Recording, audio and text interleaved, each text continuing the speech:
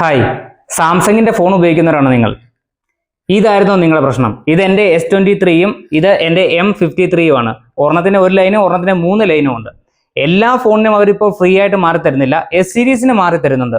അതായത് physical damage ഇല്ലാത്ത നിങ്ങളുടെ ഫോണ് സാംസങ്ങിന്റെ ഓതറൈസ്ഡ് സർവീസ് സെന്ററിൽ കൊണ്ട് കൊടുത്താൽ അവർ നിങ്ങൾക്ക് ഫ്രീ ആയിട്ട് മാറി തരും. ഇതിനായി നിങ്ങൾ ചെയ്യേണ്ടത് സാംസങ്ങിന്റെ സർവീസ് സെന്ററിൽ പോവുക. നിങ്ങളുടെ ഫോൺ ഫിസിക്കൽ ഡാമേജ് ഒന്നും ഇല്ലെങ്കിൽ അവർ ചെക്ക് ചെയ്തതിനു ശേഷം ഒരു ജോബ് കാർഡ് ക്രിയേറ്റ് ചെയ്തതിനു ശേഷം 1 മാസം ഗ്യാപ്പ് വരും. 1 മാസത്തിനുള്ളിലേ നിങ്ങളെ തിരിച്ചു വിളിക്കത്തുള്ളൂ. അതുവരെ നിങ്ങൾക്ക് നിങ്ങളുടെ സാംസങ്ങിന്റെ ഫോൺ ഉപയോഗിക്കാവുന്നതാണ്. വെറും സർവീസ് ചാർജ് മാത്രം ഇതിനായി നിങ്ങൾ കൊടുത്താൽ മതി. അല്ലാതെ ഡിസ്പ്ലേ മാറുന്നതിന്റെ പൈസ അവർ ഫ്രീ ആയിട്ട് നിങ്ങൾക്ക് മാറിത്തരുന്നതാണ്.